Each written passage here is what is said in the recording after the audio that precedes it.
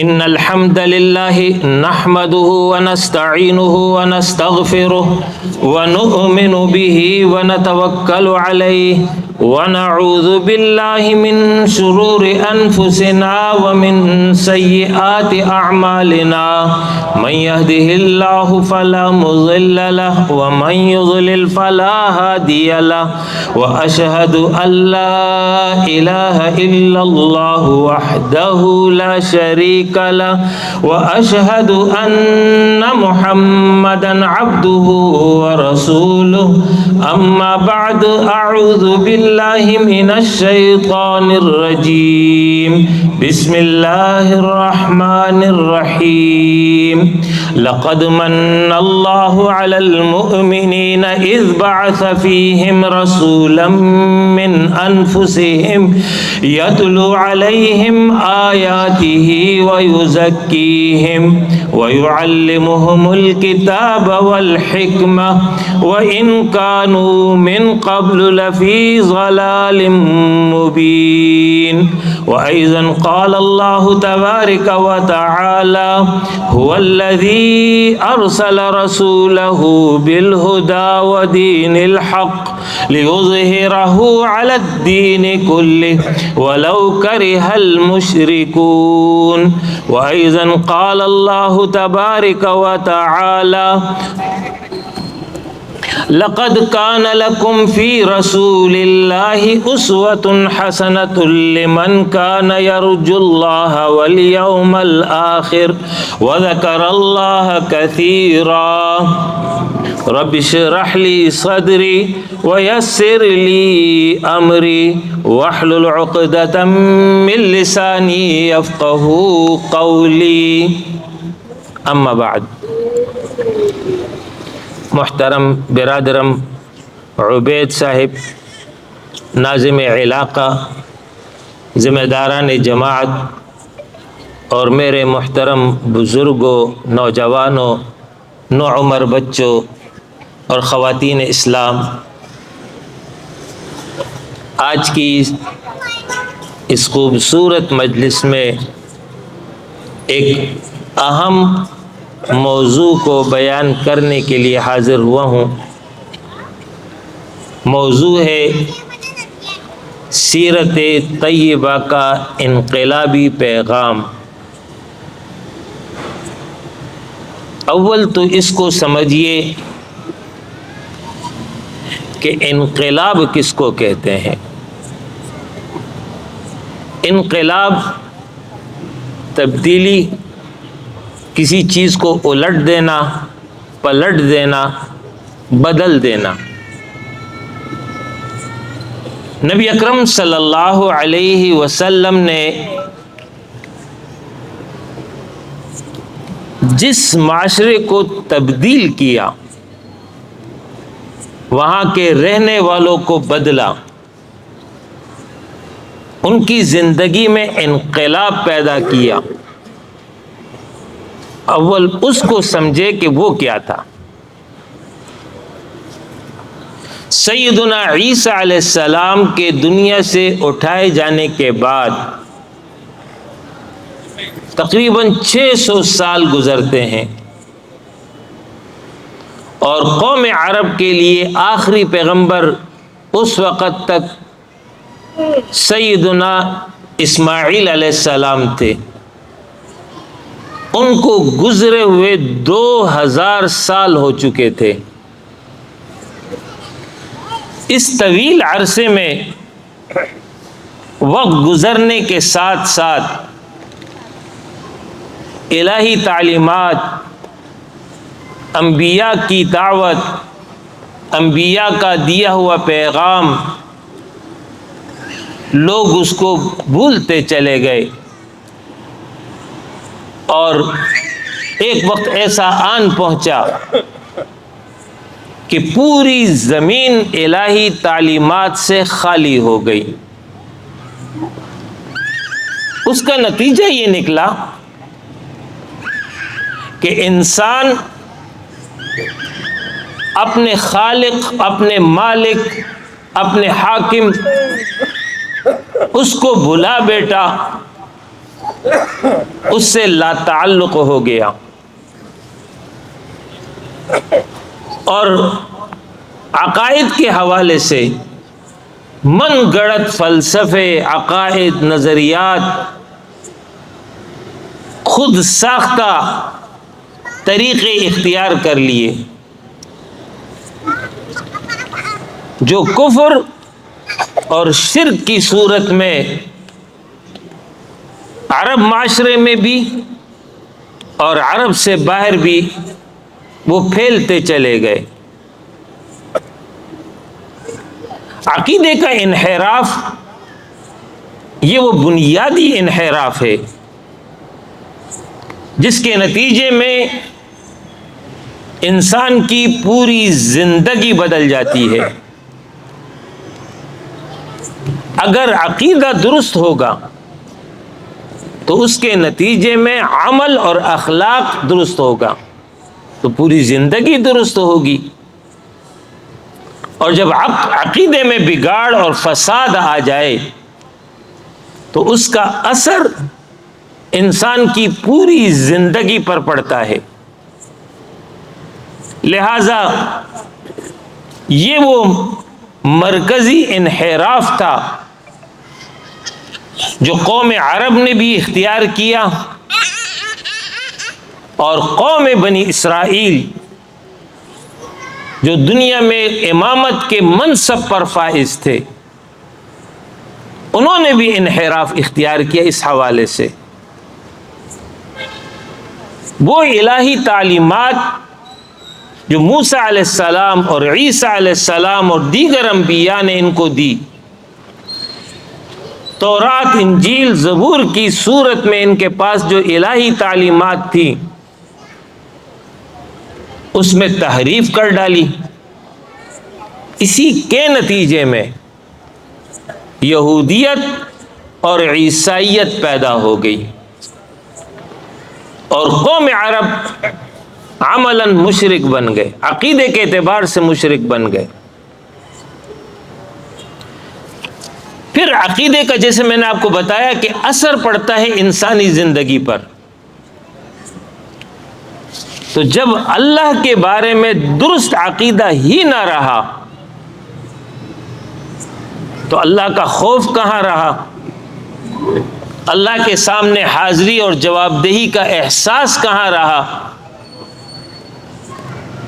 تو اس کا اثر یوں ظاہر ہوا کہ ہر طاقتور جری اور بے باک ہو کر کے کمزوروں کو دبانے لگا۔ لہذا طاقتور حکمران کمزور حکمرانوں کو دباتا، طاقتور قبیلہ کمزور قبیلے کو دباتا، طاقتور فرد کمزور لوگوں کو دبا دیتا۔ اس کے نتیجے میں ظلم، ناانصافی، فساد، بگاڑ وہ اس پورے عرب معاشرے میں بھی اور عرب سے باہر کے علاقوں میں پھیلتا چلا گیا۔ جب خوف خدا ہی نہ رہا، آخرت کی جواب دہی کا احساس نہ رہا، انسان کو اپنی پہچان ہی نہ رہی، تو اس کے نتیجے میں گناہ گناہ نہ رہا، نافرمانی نافرمانی نہ رہی،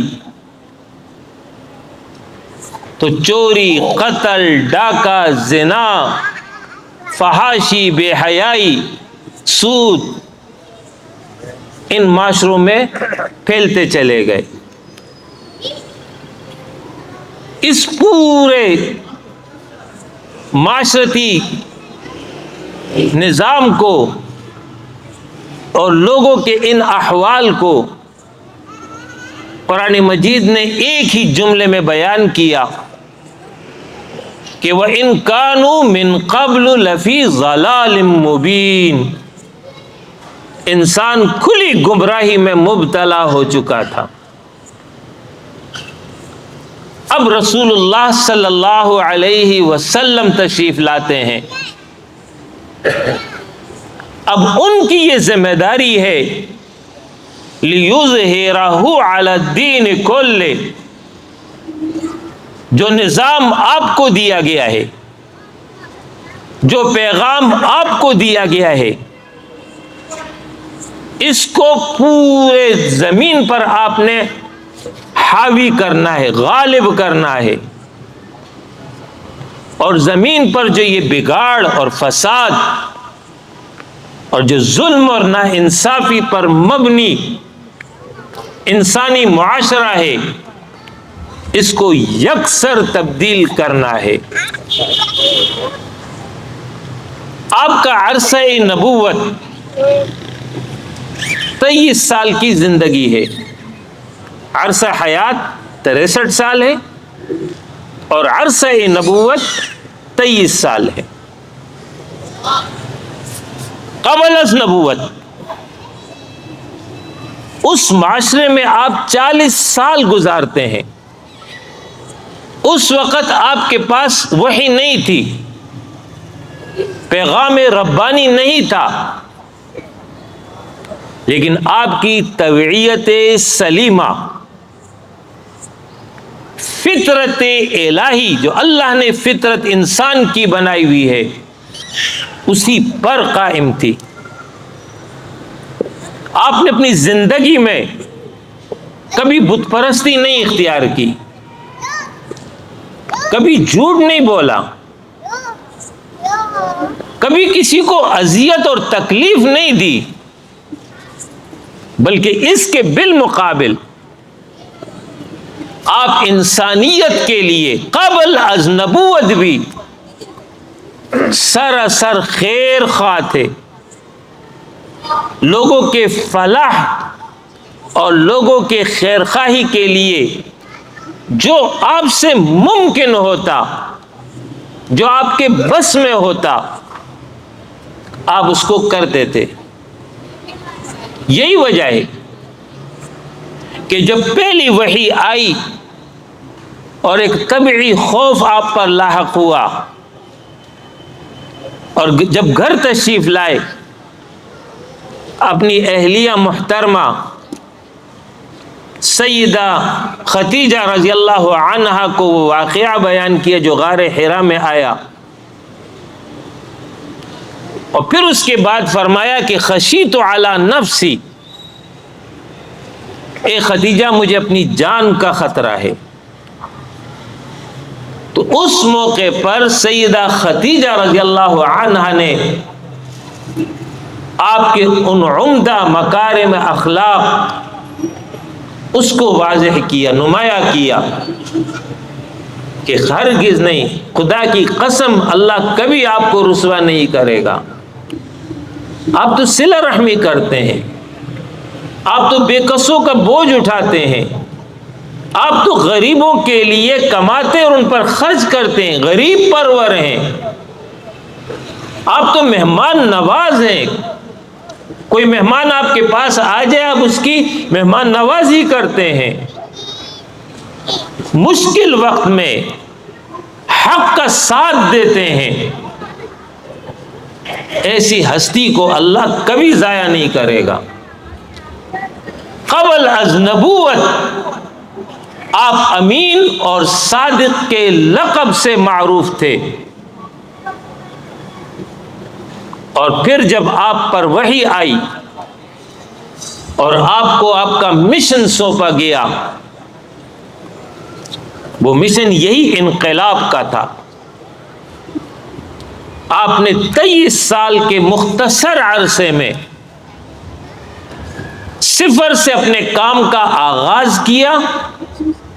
تنے تنہا تھے، اکیلے تھے، اور 23 سال جب مکمل ہو رہے تھے تو پورا جزیرۃ العرب، صرف سعودی عرب نہیں، جزیرۃ العرب، جہاں جہاں عرب اقوام موجود تھی، اس تمام اقوام کو دائرہ اسلام میں داخل کر دیا. پورے جزیرۃ العرب پر اپنی ہی زندگی میں کلمہ لا الہ الا اللہ محمد الرسول اللہ پر مبنی نظام اس کو عملاً قائم رائج نافذ کر دیا۔ دنیا کی تاریخ قاصر ہے دوسرے ایسے کسی شخصیت سے جس نے اس مختصر عرصے میں صفر سے کام کا آغاز کیا ہو اور تمام انسانیت کو ایک ایسا نظام دے دیا ہو جس کے نتیجے میں ان کی انفرادی، ان کی گھر، ان کی اجتماعی اور ان کے تمام زندگی کے دائروں میں انقلاب آ جائے۔ یہ آپ صلی اللہ علیہ وسلم کا کارنامہ ہے۔ آپ صلی اللہ علیہ وسلم جب دعوت کا آغاز کر رہے ہیں تو سب سے پہلے آپ نے کفر اور شرک پر مبنی ظلم کے نظام کو چیلنج کیا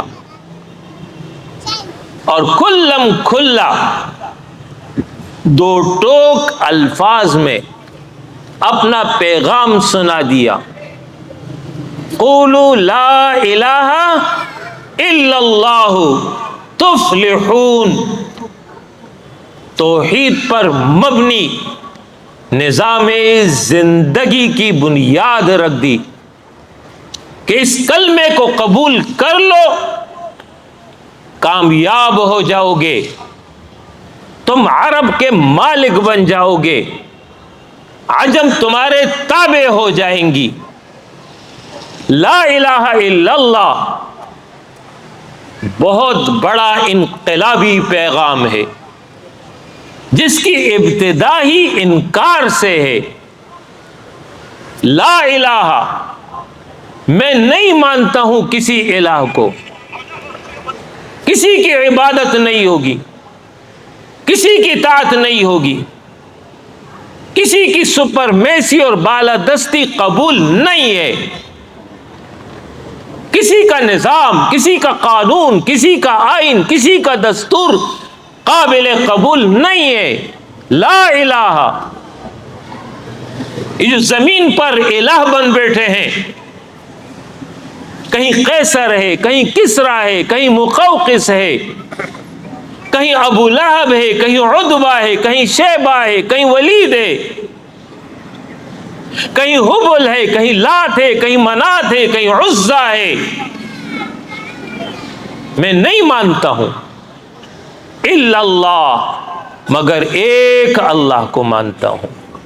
حاکمیت، عبدیت ایک اللہ کی ہوگی، اسی کی حاکمیت ہوگی اور اسی کی عبدیت انسان اختیار کرے گا، اس کے علاوہ کسی کی عبدیت انسان نہیں اختیار کرے گا۔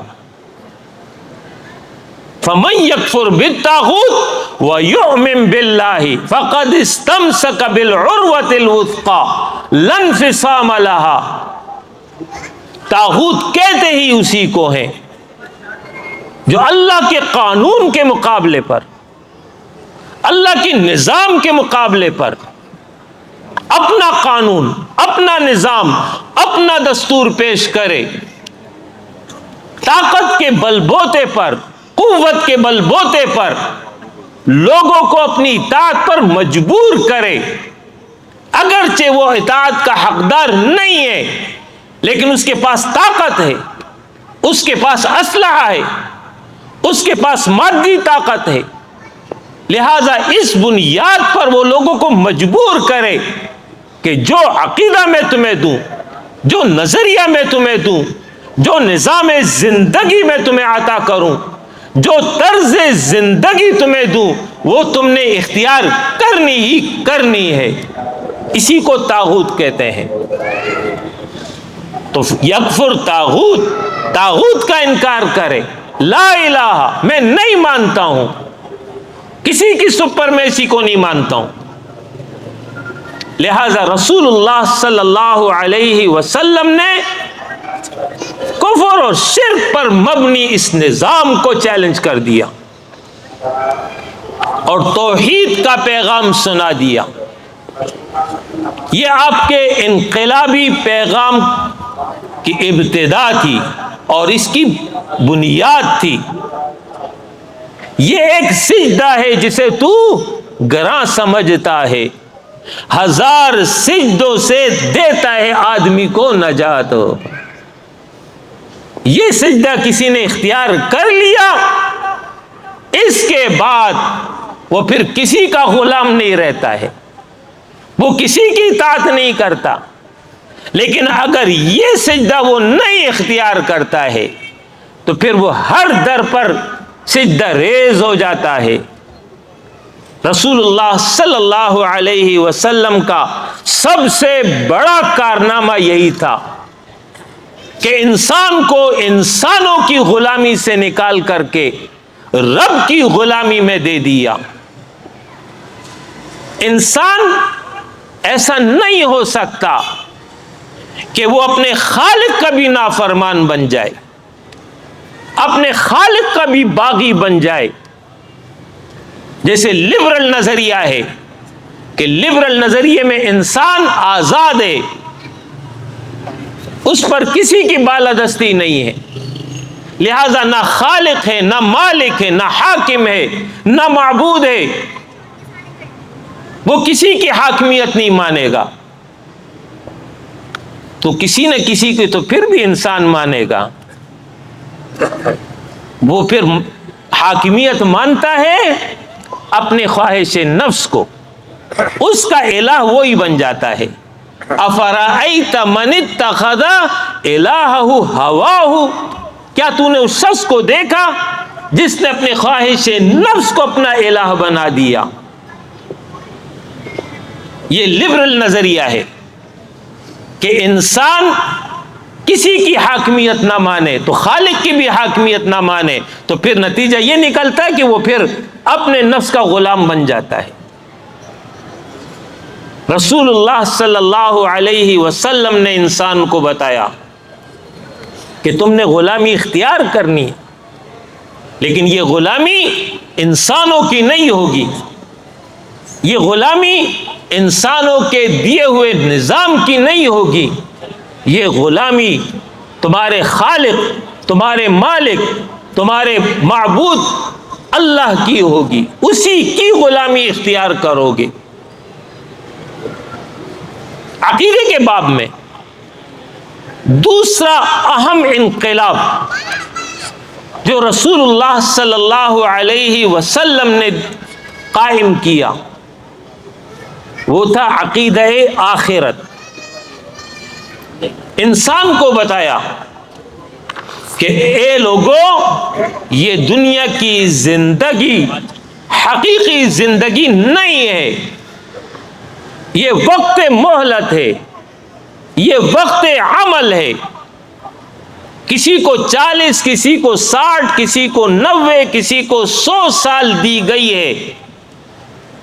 مرنے کے بعد انسان فنا نہیں ہوگا بلکہ وہ منتقل ہوگا ایک ایسے جہان میں جہاں پر اس نے ہمیشگی کی زندگی اختیار کرنی ہے، اور وہاں کی کامیابی اور ناکامی کا سارا دار و مدار اس دنیا کے عقیدے اور عمل پر ہے. لہذا اصل اور حقیقی زندگی آخرت کی زندگی ہے. اللہم لا عیش الا عیش الآخرہ، اے اللہ حقیقی زندگی تو آخرت کی زندگی ہے. لہذا یہ وہ انقلاب تھا عقیدے کے باب میں. اس کا نتیجہ یہ نکلا کہ انسان کو بتایا گیا کہ تم دنیا میں اللہ رب العالمین کے احکام کے تابع ہو، تم نے اللہ کے احکام کے مطابق زندگی گزارنی ہے. اگر یہ کرو گے تو جنت ملے گی، نہیں کرو گے تو جہنم میں جانا پڑے گا.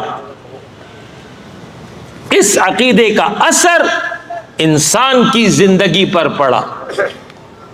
مقصود آخرت کو صحابہ نے بنا لیا، زندگی بدل گئی، انقلاب آ گیا.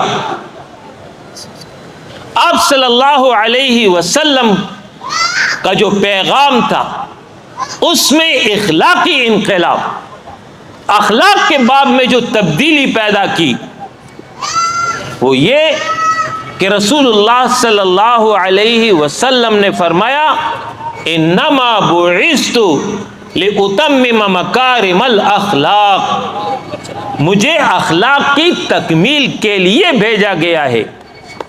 یعنی عرب میں ایسا نہیں تھا کہ اخلاق حسنہ نہیں تھے، اخلاق حسنہ تھے لیکن مکمل نہیں تھے. آپ صلی اللہ علیہ وسلم نے ان تمام اخلاق کو مکمل کیا اپنی تعلیمات کے ذریعے. عرب معاشرہ جاہلیت پر مبنی معاشرہ، کسی کی جان، مال، عزت، آبرو محفوظ نہیں تھی، اور جب کبھی فساد پیدا ہوتا، جنگ اور جھگڑا پیدا ہو جاتا، چاہے وہ دو افراد کے درمیان ہو، دو قوموں کے درمیان ہو، دو قبیلوں کے درمیان ہو، تو پھر ایک لامتناہی سلسلہ شروع ہو جاتا جو ختم ہونے کا نام نہیں لیتا تھا. نتیجتاً جانبین سے بے گناہ لوگوں کا خون رائے گاہ بہایا جاتا تھا. رسول اللہ صلی اللہ علیہ وسلم نے انقلاب پیدا کیا اور اس حوالے سے اپنی تعلیمات واضح کی، اور وہ قوم اور وہ قبائل جو ایک دوسرے کے خون کے پیاسے ہوتے تھے باہم شیر و شکر ہو گئے. اوس اور خزرج زمانہ جاہلیت میں ان کے درمیان جو جنگ شروع ہوئی، جنگ بعاث اس کو کہتے ہیں، کم و بیش 120 یا 150 150 سال بتایا جاتا ہے وہ جنگ چلتی رہی. جانبین سے ایک دوسرے کے لوگوں کو بلا وجہ قتل کر دیا کرتے تھے. دونوں قوم عاجز آ گئی، تنگ آ گئی، کوئی سبیل نہیں تھی کہ کس طرح اس سے ہم نکلیں. ہجرت مدینہ کے بعد نبی صلی اللہ علیہ وسلم نے ان کو باہم شیر و شکر کر دیا. ایک موقع پر اوس اور خزرج ان دونوں سے تعلق رکھنے والے نوجوان آپس میں بیٹھے ہوئے گپ شپ لگا رہے تھے. ایک بوڑھا یہودی شماس نام کا وہ قریب سے گزرا، وہ جل بھن گیا اور اس نے اپنے یہودیوں کو کہا، لڑکوں کو، جاؤ ان کے سامنے وہ جاہلیت کے جو اشعار یہ ایک دوسرے کے خلاف کہتے تھے وہ سنانا شروع کر دو. جب وہ اشعار ان نوجوانوں کے سامنے وہ یہودی سنانے لگا، نوجوان بچے تھے، خون گرم ہونے لگا اور اس قدر کیفیت بن گئی کہ ایک دوسرے کو چیلنج کرنے لگے کہ نکالے تلوار، دو دو ہاتھ ہو جائے. اور قریب تھا کہ میدان گرم ہو جاتا. اس حوالے سے رسول اللہ صلی اللہ علیہ وسلم کو اطلاع ملی. آپ صلی اللہ علیہ وسلم موقع پر پہنچتے ہیں اور فرمایا یہ تو جاہلیت کی باتیں ہیں، یہ تمہیں شیطان ہے جو بھڑکا رہا ہے، تمہیں ایک دوسرے سے لڑا رہا ہے. انصر اخاک ظالما او مظلوما، یہ جو عصبیت کی آگ ہے کہ میں نے اپنی پارٹی کا ساتھ دینا ہے، میں نے اپنے قبیلے کا ساتھ دینا ہے، میں نے اپنے خاندان کا ساتھ دینا ہے، اس حوالے سے رہنمائی کی کہ انصر اخاک ظالما او مظلوما، اپنے بھائی کی مدد کر، تمہارا سگا بھائی ہو، تمہارے قبیلے کا بھائی ہو، تمہارا قومی بھائی ہو، تمہارا وطنی بھائی ہو، مدد کرو، مدد سے میں روکتا نہیں ہوں، ظالمن او مظلوما، اگرچہ وہ ظالم ہو، اگرچہ وہ مظلوم ہو۔ صحابہ حیران ہو گئے کہ یہ کیا ارشاد فرما دیا۔ صحابہ نے پوچھا اللہ کے رسول، مظلوم کی مدد سمجھ میں آتی ہے، ظالم کی کیسے مدد کریں؟ کیا ظلم میں اس کا ساتھی بن جائیں؟ رسول اللہ صلی اللہ علیہ وسلم نے وضاحت فرمائی، ظالم کی مدد یہ ہے کہ تم اسے ظلم سے روک دو، ظالم کی مدد یہ نہیں ہے کہ تم ظلم میں اس کے ساتھی بن جاؤ، یہ تو تم اسے اور ہلاک کر رہے ہو۔ اگر تمہارا بھائی ظالم ہے اور تم اپنے بھائی کی خیر خواہی چاہتے ہو تو خیر خواہی کا طریقہ یہ نہیں ہے کہ تم ظلم میں اس کے ساتھی بن جاؤ، اس کی خیر خواہی یہ ہے کہ اس کو ظلم سے روک دو، ظلم سے روکنا ہی اس کی خیر خواہی ہے، یہ اس کی صحیح مدد ہے۔ اس طرح آپ صلی اللہ علیہ وسلم نے تعلیم دی ہے۔ یہ جو جوش انتقام ہوتا تھا اس کو ٹھنڈا کیا ہے، لوگوں کی جان، مال، عزت، آبرو، اس کی حفاظت، اس کا حکم دیا۔ فرمایا سب سے بہتر انسان وہ ہے جو دوسرے کو فائدہ پہنچائے، مسلمان وہی ہے جس کی زبان درازیوں سے اور دست درازیوں سے دوسرے مسلمان محفوظ رہے، یہ ہے اصل مسلمان۔ وہ مسلمان نہیں ہے جو 5 وقت نماز پڑھتا ہے، جو روزہ بھی رکھتا ہے، جو باقی احکام کی پابندی کرتا ہے، لیکن اپنی ہی زبان سے اپنے ہی بھائی کو، اپنے ہی پڑوسی کو، اپنے ہی ساتھی کو اذیت دیتا ہے، گالی دے کر کے، غیبت کر کے، بہتان لگا کر کے، جھوٹی گواہی میں پھنسا کر کے۔ یہ مسلمان کا کام نہیں ہے۔ مسلمان وہ نہیں ہے جو اپنے ہی بھائی پر ہاتھ اٹھائے، اس کو نقصان دے، اس کی جان کا درپے ہو جائے، اس کی عزت کا درپے ہو جائے۔ مسلمان وہی ہے کہ دوسرے مسلمان اس کے ہاتھ سے، اس کی زبان سے محفوظ رہیں۔ آپ کا انقلابی پیغام یہ تھا کہ مومن وہی ہے جس سے لوگ اپنی جانوں اور مالوں کے سلسلے میں مأمون اور محفوظ رہیں۔ آپ صلی اللہ علیہ وسلم نے ظلم کی ہر شکل کو حرام قرار دیا۔ الظلم ظلمات یوم القیامہ، ظلم قیامت کے دن، قیامت کے اندھیروں میں سے ایک اندھیرا ہوگا۔ آپ نے عفو، درگزر، اس کی تعلیم دی ہے۔ معاف کر دو، انتقام مت لو۔ معاف کر دو گے دوسرے کے دل میں جگہ بنا لو گے، دوسرا تمہارا گرویدہ ہو جائے گا۔ اصل یہ ہے کہ تم دوسرے کے دلوں کو فتح کر لو۔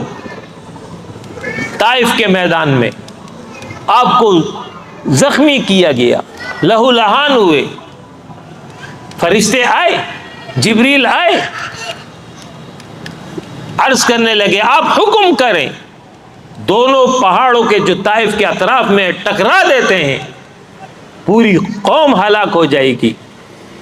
آپ نے فرمایا کہ نہیں، ایسا نہ کرو، اگر یہ مجھے نہیں جانتے ہیں تو ان کے بعد جو آنے والی نسلیں ہوں گی وہ مجھے پہچان جائیں گی، وہ میری دعوت کو قبول کر لیں گی۔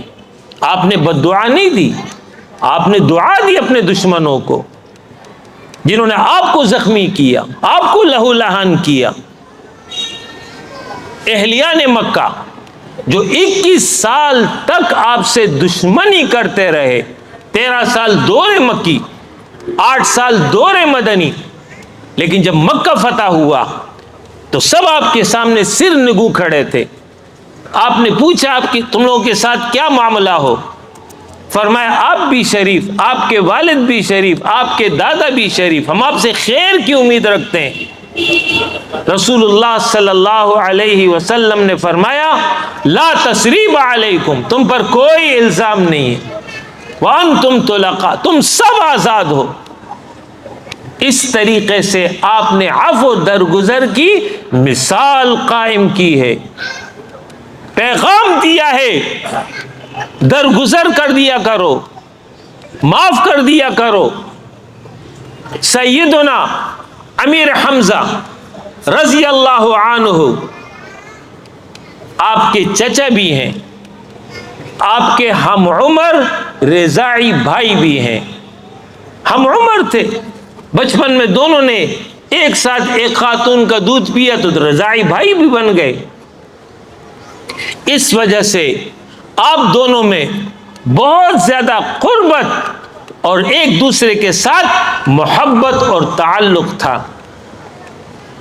ابھی سیدنا امیر حمزہ رضی اللہ عنہ نے ایمان قبول نہیں کیا تھا، اس دور کی بات ہے۔ ابو جہل نے نبی اکرم صلی اللہ علیہ وسلم کو تکلیف پہنچائی، آپ زخمی ہو گئے۔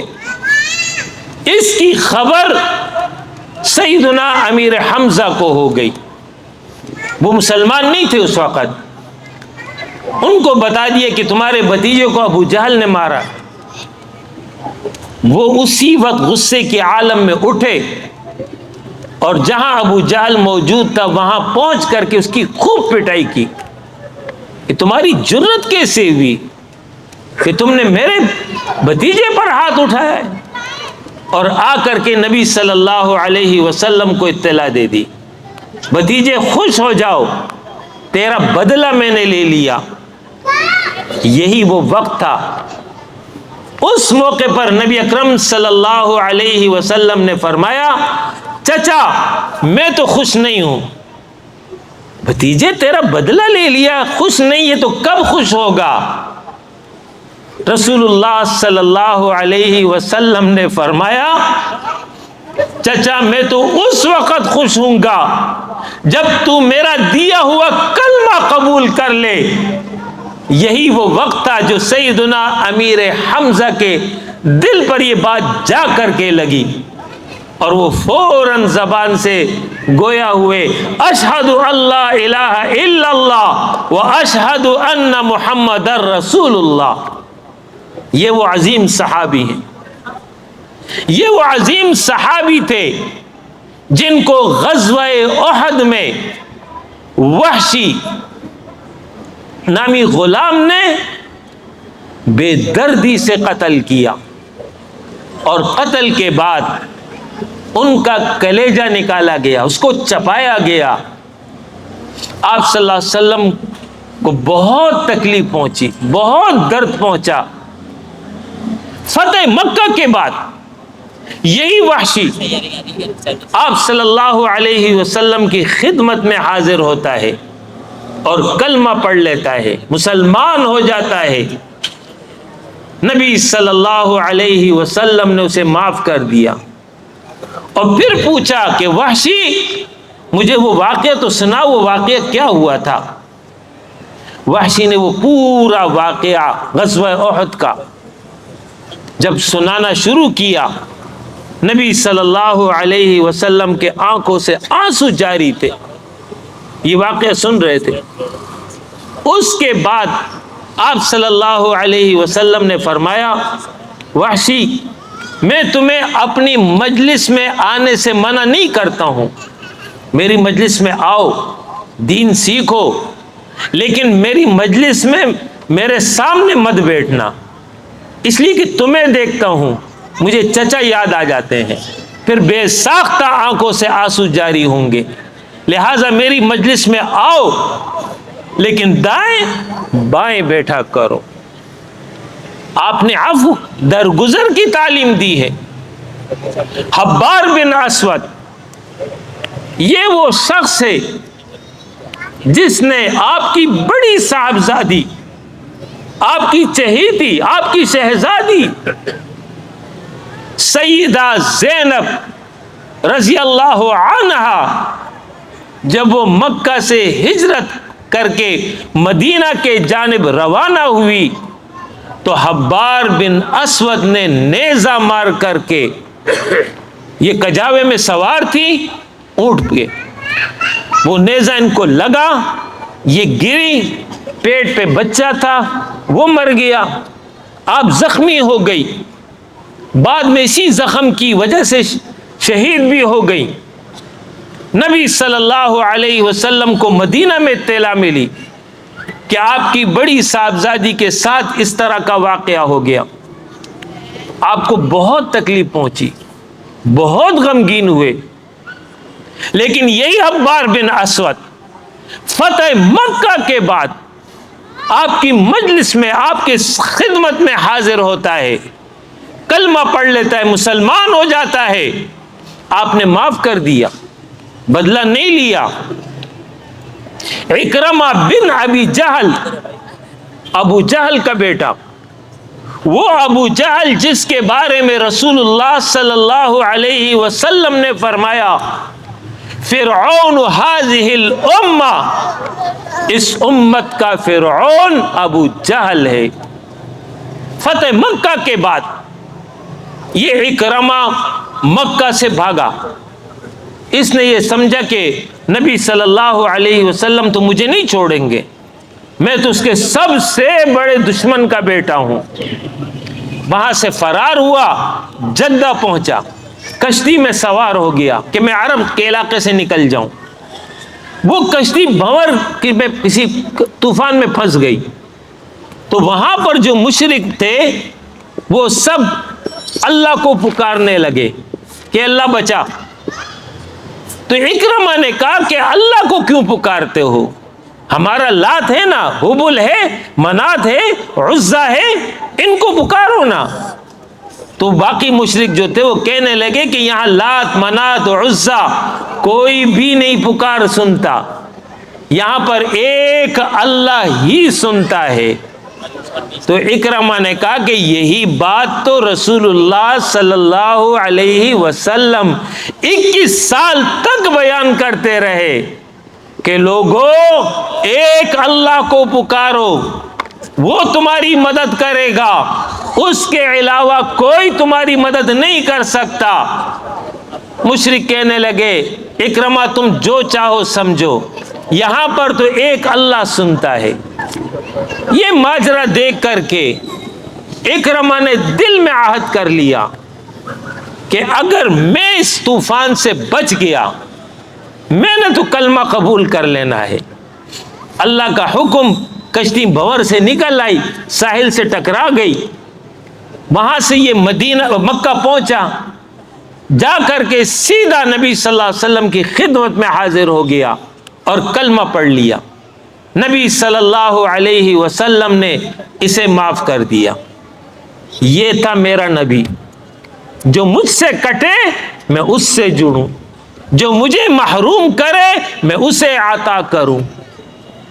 ایک ہم لوگوں کا رویہ ہے، دو بھائیوں میں اختلاف ہو جائے، بھائی اور بہن میں اختلاف ہو جائے، چچا اور بھتیجے میں اختلاف ہو جائے، پڑوسی اور پڑوسی میں اختلاف ہو جائے، ایک دوسرے سے لا تعلق ہو جاتے ہیں، خوشی اور غم میں شریک نہیں ہوتے ہیں، ایک دوسرے کے حقوق طلب کر دیتے ہیں۔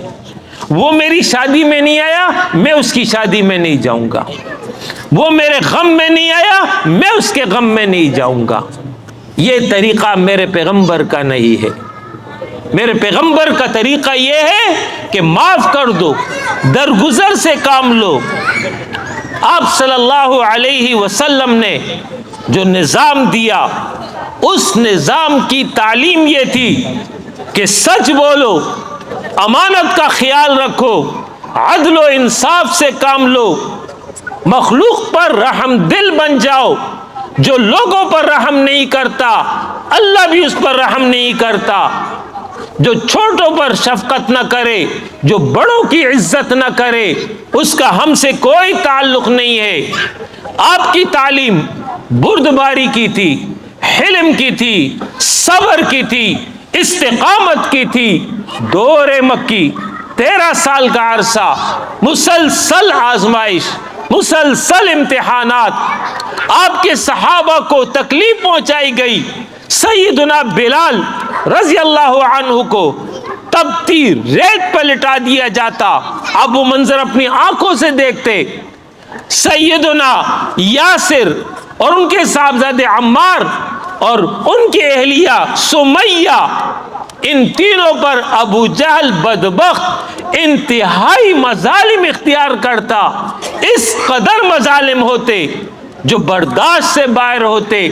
آپ صلی اللہ علیہ وسلم ان تمام مناظر کو دیکھتے تھے۔ دور مکی میں آپ فرماتے صبرن آل یاسر، اے آل یاسر صبر کر لو، موعدکم الجنہ، تم سے جنت کا وعدہ ہے، جنت میں ملاقات ہوگی۔ صبر کی تعلیم دی ہے، استقامت کی تعلیم دی ہے۔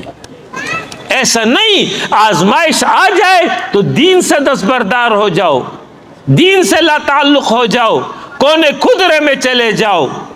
آپ صلی اللہ علیہ وسلم نے ایفاء عہد کی تعلیم دی ہے، وعدہ کرو تو اسے پورا کرو۔ صدقے کے حوالے سے فرمایا کہ اپنے بھائی سے خندہ پیشانی سے ملاقات کرنا یہ بھی تمہارے لیے صدقہ ہے۔ انکساری عاجزی کی تعلیم دی، من تواضع للہ رفعہ اللہ، جو اللہ کے لیے عاجزی اختیار کرے گا اللہ اسی کو بلند کرے گا۔ خدمت خلق کی تعلیم دی ہے، جود اور سخا کی تعلیم دی ہے، حیا، عفت، پاک دامنی کی تعلیم دی ہے، اپنے اہل خانہ کے ساتھ حسن سلوک اور حسن معاشرت کی تعلیم دی ہے۔ تم میں سب سے بہتر انسان وہ ہے جو اپنے گھر والوں کے لیے بہتر ہو۔ آپ کے انہی عظیم اوصاف کو قرآن نے ایک ہی جملے میں بیان کیا، اِنَّكَ لَعَلَىٰ خُلُقٍ عَظِيمٍ، آپ تو عظیم اخلاق والے ہیں۔ آپ کے انہی اوصاف کو سیدہ عائشہ رضی اللہ عنہا اس طرح بیان کرتی ہے، کان خلقہ القرآن، نبی صلی اللہ علیہ وسلم کے اخلاق قرآن تھے۔ قرآن اگر ٹیکسٹ تھا، نبی صلی اللہ علیہ وسلم اس کا عملی نمونہ تھے۔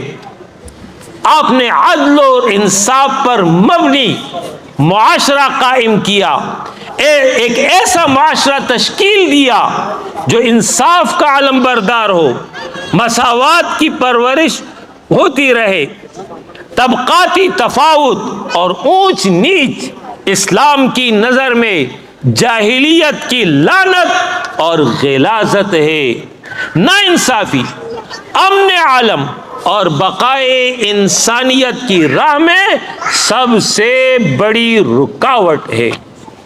آج اس معاشرے کے اندر، آج اس دنیا کے اندر جو بدامنی ہے، جو فساد ہے، جو بگاڑ ہے، اس کا سب سے بڑا سبب یہی ناانصافی اور ظلم پر مبنی نظام ہے۔ جو طاقتور ہے وہ کمزور کو دبا رہا ہے، جو قوت والا ہے وہ دوسروں کو محکوم کر رہا ہے، لوگوں کے حقوق تلف ہوتے ہیں، لوگوں پر ظلم اور زیادتی۔ یہ جو بازار گرم ہے اس کی وجہ ہی یہی ہے کہ انصاف نہیں ہے، عدل مفقود ہو چکا ہے۔ آپ صلی اللہ علیہ وسلم نے جو نظام دیا، جو تعلیم دی، اس کا نتیجہ یہ تھا کہ ہر فرد عدل کا خوگر تھا، انصاف پر قائم تھا، اگرچہ اس انصاف کی وجہ سے اس کی اپنی ذات کا نقصان ہو، اپنے والدین کا نقصان ہو یا کسی اور کا نقصان ہو، اس کی وہ پرواہ نہیں کرتے تھے۔ نہیں، مجھے انصاف کے ساتھ قائم ہونا ہے، اگرچہ اس کے نتیجے میں میرا ہی نقصان کیوں نہ ہو۔ آپ صلی اللہ علیہ وسلم نے مساوات پر مبنی نظام قائم کیا۔ اس نظام میں تمام انسان برابر تھے۔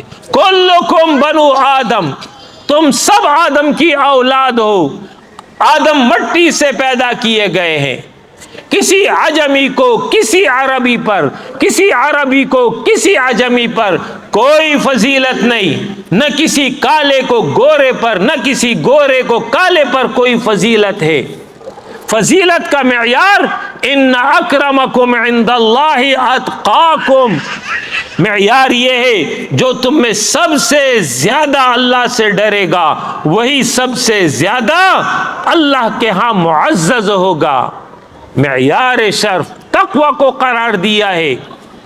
آپ صلی اللہ علیہ وسلم نے جو نظام قائم کیا، اس نظام کا نتیجہ یہ تھا کہ افراد کے درمیان محبت، اخوت، ہمدردی، مساوات اور حسن ظن موجود تھا. تمام مومن، تمام اہل ایمان ایک دوسرے کے لیے ہمدرد تھے، غمگسار تھے، اپنے پر دوسرے کو ترجیح دیتے تھے. یؤثرون علی انفسہم ولو کان بہم خصاصہ، اپنے پر دوسرے کو ترجیح دیتے اگرچہ اس کی انہیں زیادہ ہی ضرورت ہو. باہمی الفت، محبت میں یہ تمام اہل ایمان جسد واحد کے مانند تھے. کأنہم بنیان مرصوص، گویا کہ سیسا پلائی ہوئی دیوار ہے جس میں دشمن دراڑ اور فساد نہ پیدا کر سکے. آپ صلی اللہ علیہ وسلم نے عصبیت کی جڑ کاٹ دی. فرمائے جو عصبیت کی طرف بلائے وہ ہم میں سے نہیں ہے، جو عصبیت پر جان دے وہ ہم میں سے نہیں ہے. آپ صلی اللہ علیہ وسلم کا انقلابی پیغام یہ ہے کہ ہمہ جہتی پاکیزگی اختیار کرو. تمہارا ظاہر اور تمہارا باطن دونوں پاک اور صاف ہونا چاہیے. دل و دماغ میں باطل خیالات نہ ہو، باطن میں باطنی امراض موجود نہ ہو. تمہارا ظاہر بھی درست ہو، تمہارا باطن بھی درست ہو. مکر و فریب کے قریب نہ جانا. آپ نے جو نظام دنیا کو دیا، اس نظام نے جو معاشرتی انقلاب پیدا کیا، جو عدل اور انصاف پر مبنی تھا، مساوات پر مبنی تھا، اس معاشرتی انقلاب میں آپ نے غلاموں کو عزت دی ہے. غلام اس معاشرے کا سب سے پسا ہوا طبقہ تھا جس کے کوئی حقوق نہیں تھے. اس کا کام یہ تھا کہ مالک کے لیے کمائے گا، مالک کا کام یہ تھا کہ اس کی کمائی کو بے دریغ خرچ کرے گا. اس کی نہ عزت محفوظ ہے، اس کی نہ جان محفوظ ہے. جانور سے بدتر غلام کی زندگی تھی. آپ صلی اللہ علیہ وسلم نے غلاموں کو عزت دی ہے. فرمائیے تمہارے بھائی ہیں، حسن سلوک کی تعلیم دی ہے. ان کو آزاد کرو گے تمہاری گردن جہنم سے آزاد ہو جائے گی. فکو رقبہ کی ایک بہت بڑی دعوت آپ نے چلائی. اس کے نتیجے میں بے شمار غلاموں کو آزادی حاصل ہوئی.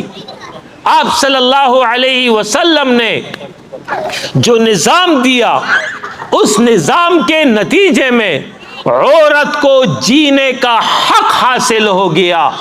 زمانہ جاہلیت کے نظام میں عورت کو جینے کا کوئی حق نہیں تھا. بچپن میں ہی اسے جو ہے موت کی گھاٹ اتار دیا کرتے تھے.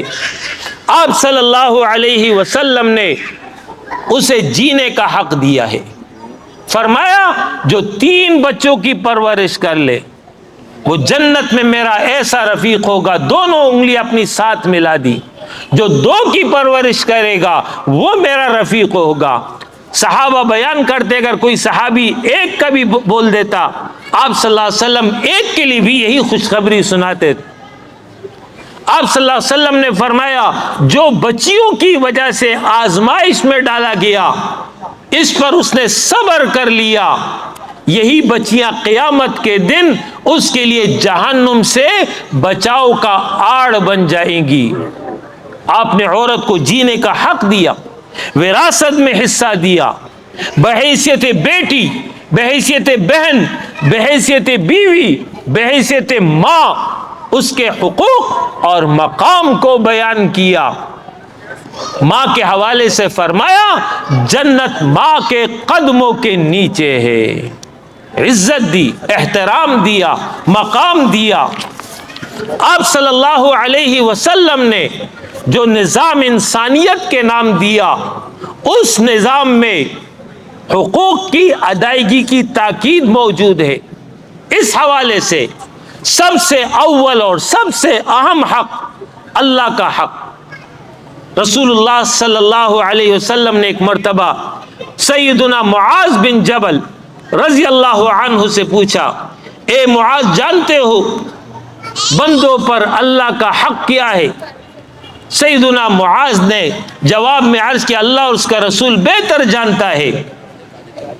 آپ صلی اللہ علیہ وسلم نے فرمایا اللہ کا حق بندوں پر یہ ہے کہ بندے اللہ کی عبادت کریں اور اس عبادت میں کسی اور کو اس کے ساتھ شریک نہ قرار دیں۔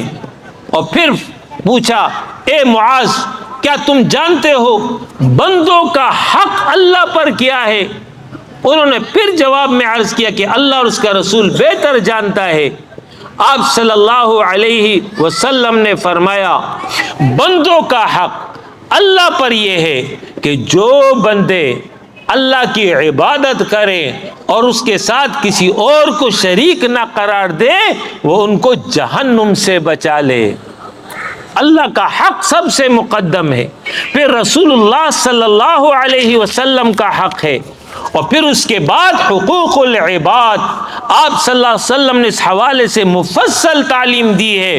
حقوق العباد میں سب سے اہم حق والدین کا حق ہے۔ والدین کی عزت کرو، والدین کی خدمت کرو، والدین پر خرچ کرو، والدین کی اطاعت کرو، والدین کے لیے دعا کرو، تابع اور فرما بردار بن کر کے رہو۔ اسی طریقے سے والدین پر اولاد کا حق بتایا گیا ہے۔ اللہ تمہیں اولاد دے، اس کی پرورش کرو، اس کا اچھا نام رکھو، عقیقہ کرو، جب بولنے کے قابل ہو جائے اسے کلمہ سکھاؤ۔ باپ کی طرف سے اپنے اولاد کے لیے سب سے بہترین تحفہ ادب کی تعلیم ہے۔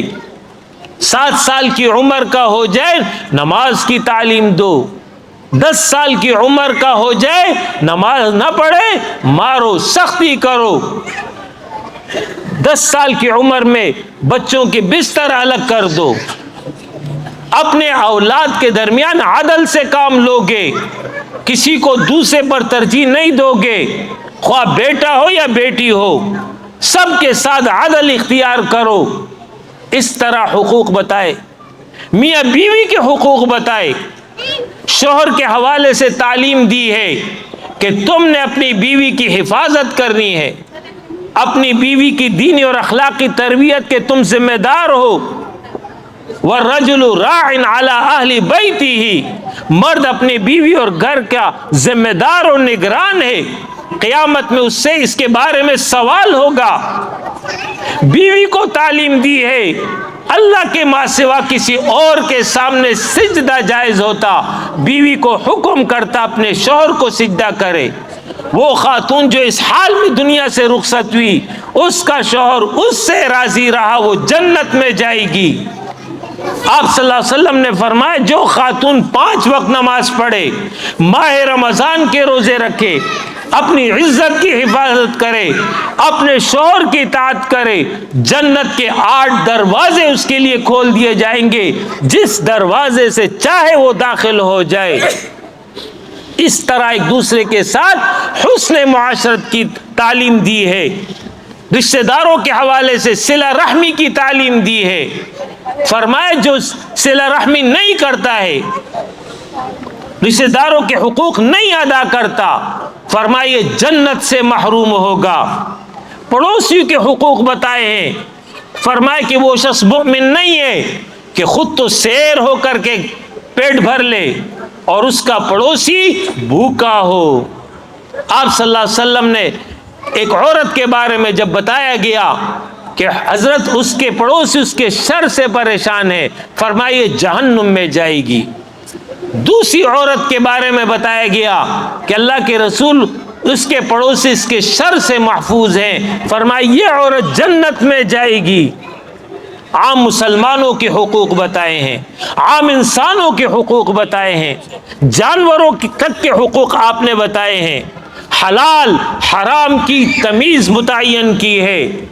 آپ صلی اللہ علیہ وسلم نے جو دنیا کو نظام دیا، اس نظام نے سیاسی اور سماجی انقلاب جو برپا کیا وہ یہ کہ آپ نے سب سے پہلے تحریری آئین، تحریری معاہدہ جس کو میثاق مدینہ کہا جاتا ہے، وہ دنیا کے سامنے پیش کیا۔ مسلمانوں، یہودیوں اور قبائل عرب کے درمیان یہ معاہدہ ہوا۔ اس معاہدے کے نتیجے میں تمام انسانوں کے حقوق محفوظ ہوئے۔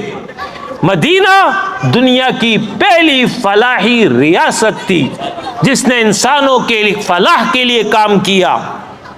آپ نے جو نظام دیا، اس نے جو معاشی انقلاب پیدا کیا، وہ عدل پر مبنی نظام تھا۔ آپ نے سود کو حرام قرار دیا، جوے کو حرام قرار دیا، ہر وہ طریقہ جو غلط ہے اس کے ذریعے مال کے حصول کو ناجائز اور ممنوع قرار دیا۔ اس کے بالمقابل آپ نے انفاق کی تعلیم دی، لوگوں پر خرچ کرو، اپنی اولاد پر خرچ کرو، اپنی ذات پر خرچ کرو، نیکی اور بھلائی کے کاموں میں خرچ کرو۔ بلند والا ہاتھ نیچے والے ہاتھ سے بہتر ہے، یعنی دینے والا ہاتھ لینے والے ہاتھ سے بہتر ہے۔ آپ نے امن اور انسانیت کا پیغام دیا۔ فتح مکہ کے موقع پر انتقام کے بجائے عفو درگزر کر کے تمام دنیا کے انسانوں کو پیغام دے دیا کہ اسلام امن کا داعی ہے، اسلام خون ریزی نہیں چاہتا ہے، اسلام لوگوں کو قتل نہیں کرنا چاہتا ہے، اسلام لوگوں کو سکون اور اطمینان کی زندگی عطا کرتا ہے۔ آپ کے اس انقلابی پیغام کا خلاصہ یہ ہے، نمبر 1، انسان صرف ایک اللہ کا بندہ ہے، اللہ کے ماں سوا کسی کی بندگی انسان نہیں کرے گا۔ نمبر 2، انسان اس دنیا میں اللہ کا بھیجا ہوا خلیفہ ہے، اس دنیا میں اس کا امتحان ہو رہا ہے، اور اس کے مطابق اصل اور حقیقی زندگی آخرت میں اس کی جگہ اور مقام متعین ہوگی۔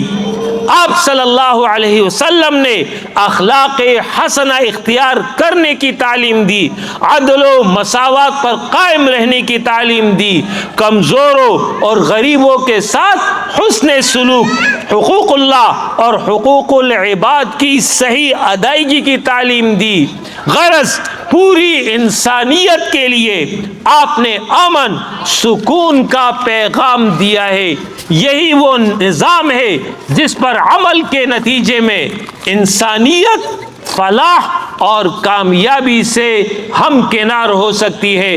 اقول قولی ھذا واستغفر اللہ لی ولکم ولسائر المؤمنین وآخر دعوانا ان الحمد للہ رب العالمین۔